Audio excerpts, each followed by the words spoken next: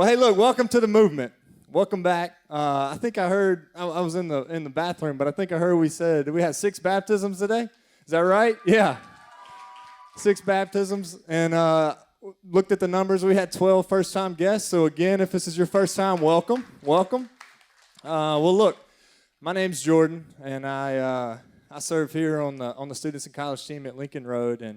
And I hadn't met a lot of you guys, but fun fact about me is I'm also a nurse. A lot of y'all probably don't know that, but I'm a nurse. I work part-time down the street at Forest General in the ER.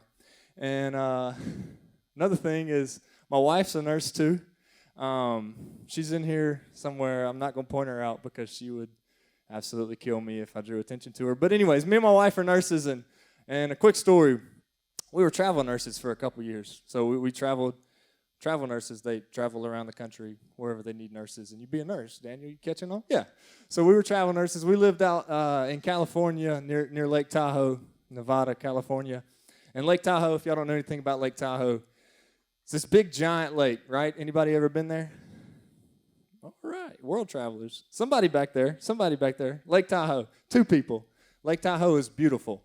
The water's crystal clear. It's surrounded by the Sierra Nevada mountains. And anyways, in my opinion, the best view of Lake Tahoe is not just riding around it. You can't see it from a car. You gotta get out there in it. Anybody with me? Like, the best way to experience Lake Tahoe is to be in it, be on it. So, against my wife's better judgment, I was like, hey, we're going out there. I bought a paddleboard, and so me and her, we get on this paddleboard, right? And y'all know I'm kind of large human. And we're on a paddleboard, and I don't know, I'm 6'5", and the paddleboard's about 6 foot.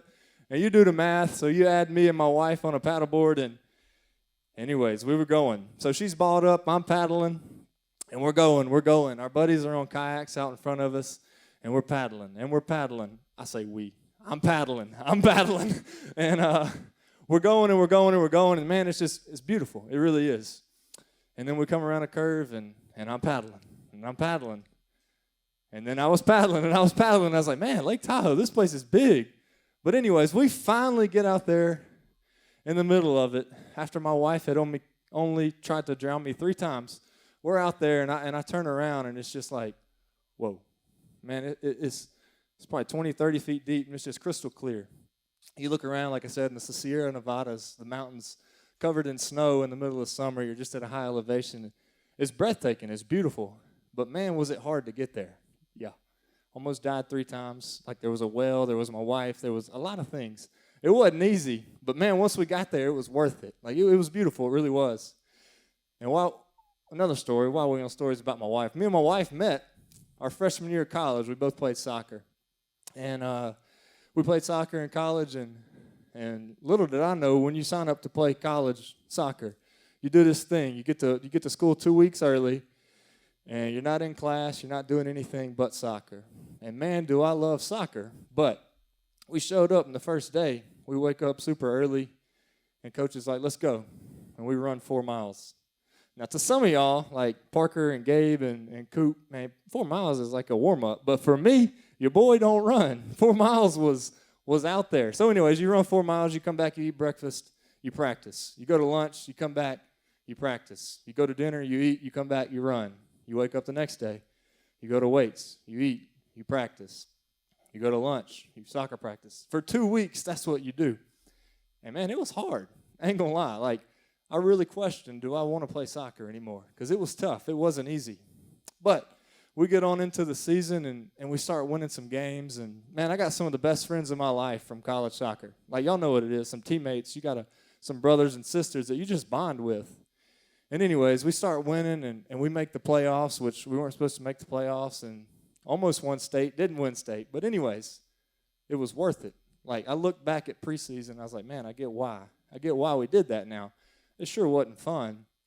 But once we got into the season and once we started winning, it was worth it. So I say all that to say that, man, life is hard. Anybody with me? Life's hard. Anybody ever done something hard? Yeah, life ain't easy.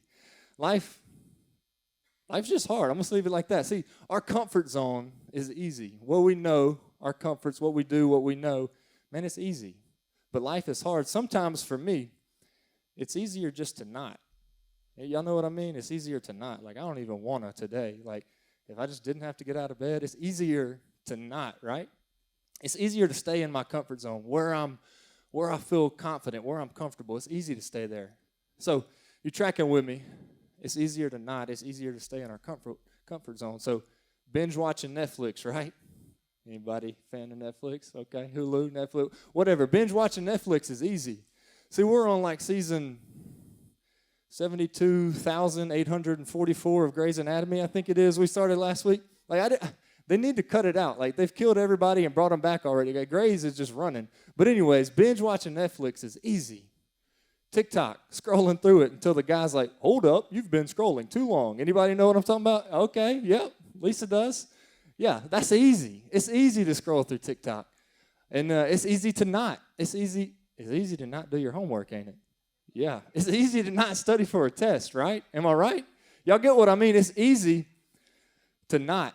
It's easy to stay in your comfort zone. It's real easy to play Xbox all night. Where the guys at? Like, yeah, I can play Call of Duty, FIFA, Madden all night. It's easy, right? Well, look, this all carries over into my relationship with God sometime. Y'all feel me? Like, sometimes it's easy to stay in my comfort zone. It's easier to not. It's easier to just kind of stay. I get complacent. And I'm like, hey, God, I'm good right now. I'm just worried about me. I'm going to keep tracking. God, I'll get back to you when I need you, but I'm good right now. Anybody feel that way? Like, I'm comfortable. And it's easier to not. It's easier not to share my faith. Man, that's hard for me, honestly. This right here is hard for me. It's easier to see a kid in the lunchroom, or the kid without a friend, or the alone kid, and it's easier just to not, to avoid them. Man, it's real easy to walk on by them, right? Yeah, that's easy. That's super easy. So it's easy sometimes not to do the right thing. But let me ask you this. If we look back just through the Bible, does everybody that we've read about, everybody that we've learned about in the Bible, do you think they always had it easy? Who remembers Noah, right?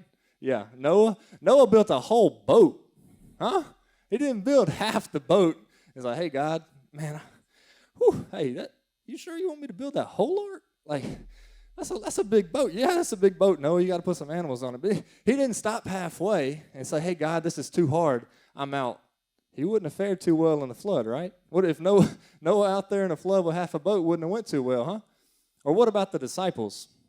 If we read in Matthew 4, two of them, Andrew and Peter, they're on a boat fishing. Fishing is easy. Am I right, guys? Like, I love fishing. Fishing's easy. Even if you ain't catching, just fishing. It's easy. Throw it out there, reel it in. Fishing's easy. So Jesus walks by and he sees them in the boat. And he's like, hey, come with me. Follow me. I'll make you fishers of men. And the disciples didn't say, hey, let me stop and think about it. Maybe. I'm fishing right now. If we read Matthew 4:20, it just says, they immediately dropped their nets and went. They didn't say, man, that might be too hard. They didn't say, hey, are you sure? No, Jesus just said, come on, follow me. The disciples had to leave their job, what they knew, what was bringing them money, like their job. They just left it. It was easy for them, and they chose to follow Jesus. And then the best example of them all, what about Jesus? Did Jesus have it easy? No, he didn't. See, Jesus, God's son, right? We've been learning this the past few weeks and over the summer. So Jesus is God's son. Jesus came to this earth willingly, lived a perfect life, right? No sin, no mess ups, right? Am I right? Right? Yeah. All right. He's like, yeah. Jesus, Son of God, who comes to the earth, lives a perfect life, and then he dies for us. Don't make sense. That's not easy. No. He said, hey, I'm gonna take your place on the cross. I'm going to die for each and every one of y'all. Y'all are imperfect. Y'all have messed up. But Jesus came, and he said, hey, let me pay that price for you. I'm going to die for you. And so Jesus, just highlighting his life, Jesus didn't choose the easy way, did he? Jesus chose the right way, right? Jesus chose the right way, not the easy way. And then he said, hey, I want you to follow me, right? I want you to come with me. I want you to follow me. We're going to read Matthew 16:24, if you want to go ahead and turn there. But this is Jesus. He's talking to the disciples, and I'm just going to read it. So it says, then Jesus said to his disciples, if anyone wants to follow after me, let him deny himself, take up his cross, and follow me. For whoever wants to save his life will lose it, but whoever loses his life because of me will find it. He said, come on, follow me. But if you really think you want to, if you really want to follow me, what's he say do? He says, deny yourself. What's that mean? He says, deny your fleshly desires.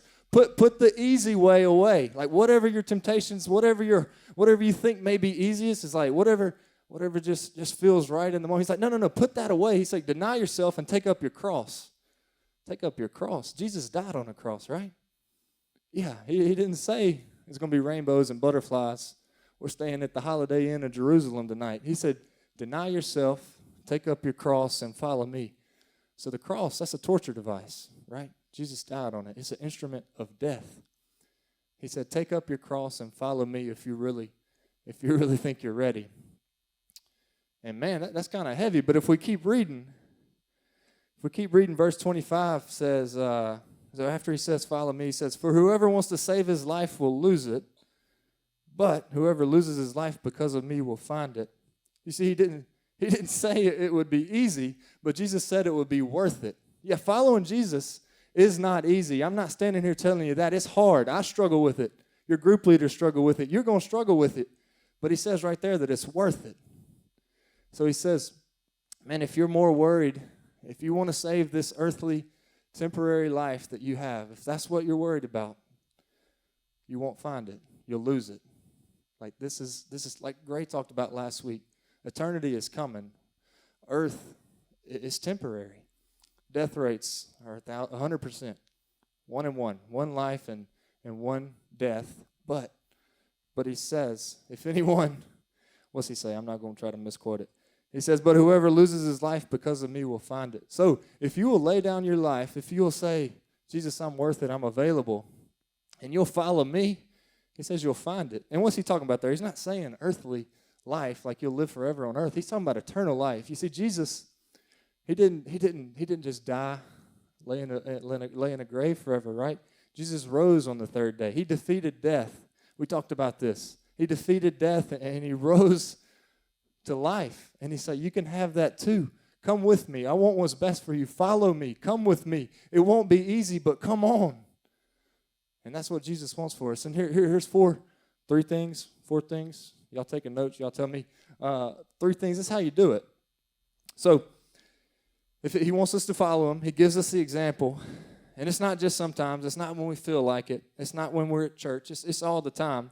And so to do this, we got to give him our attention, our first A, attention. We got to be focused. We got to give him some time. He's got to have our attention, right? He's got to have our affection, huh? Yeah, we got to love him. We love him. We're following him. We want to grow closer to him. And then the last one is we got to give him our allegiance. Allegiance. It's just saying that, hey, Jesus, my plan, my life, what my sin, everything that I got, I'm surrendering it to you, and I'm laying my life down, and it's yours. I'm allegiant to you. And when you do those 3 things, when you give Jesus your attention and your affection and your absolute allegiance, that makes us available. And that's what this whole series is going to be about. It's saying, hey, God, I'm available. My life is yours. I'm here. Where do you lead? I'm following. It's saying that your will is greater than mine. My plan is small. It's minute. But you, God, an eternal God, your will is greater than mine. And we're available. And so with all that in mind, we just really got one question. Is when you think through all those things, and when you count the cost, and when you look at it, hey, I can go this way with on my own power, or I could go this way and follow Christ. You got it. When you come to that crossroad, you got to ask yourself, is it worth it? And that's what it boils down to. When I look at my life, where do I want to go? Is it worth following Jesus? Is it worth some hard things? Is it worth, turning away some peer pressure? Maybe losing a friend or two? Maybe having a hard conversation with a friend? Maybe it's just, I may be made fun of in my own household. Is it worth it? And I can tell you, for me, yes, it is. It's worth it, and it will be for you. And look, I'm not going to stand up here and act like I have it all figured out and like, I'm perfect or our leaders here are perfect. But we're here. And we're saying that it's not easy, but it's worth it. And we want to come alongside you and we want to help you, right? See, that's what Lisa's here tonight. Gabe and Parker and Saxton, Wesley, Kate, Keeley. That's what they all stood in front of the whole congregation this morning and said. They were baptized and they put their life in front of Jesus and the witnesses, and they said, hey, it's worth it. I identify with Christ and I'm available now, right? So when they head back into school this week, it's not, I got a test and I got a bully and I got to do this and I got a football game. It's, hey, God, use me. You need me to open a door for somebody? You need me to sit by that? Oh, God, hey, help. What can I do? I'm available. And that's what it comes down to. Because what would it look like if we did, man? What if, man, we got 120 so kids just in the Hattiesburg area. Man, what if the movement, it's called the movement for a reason if y'all didn't know. What if we started a movement, huh? Just following Christ. If our hearts were just lit on fire and we said, I choose you, huh? What, man, like how much of an impact could you take just to your school or just to Summerall or just to Oak Grove, even out in Dixie? Like if I took that to PCS and I rallied around my friends and we just started a movement, huh? Because you can do that. Don't let them look down on you because of your youth. You can start that. And so, man, if you're hearing all this and y'all all got a connection card in your seat, and if y'all got questions, because I got a ton of them myself. If y'all got questions, write it down. If you got a prayer request, write it down.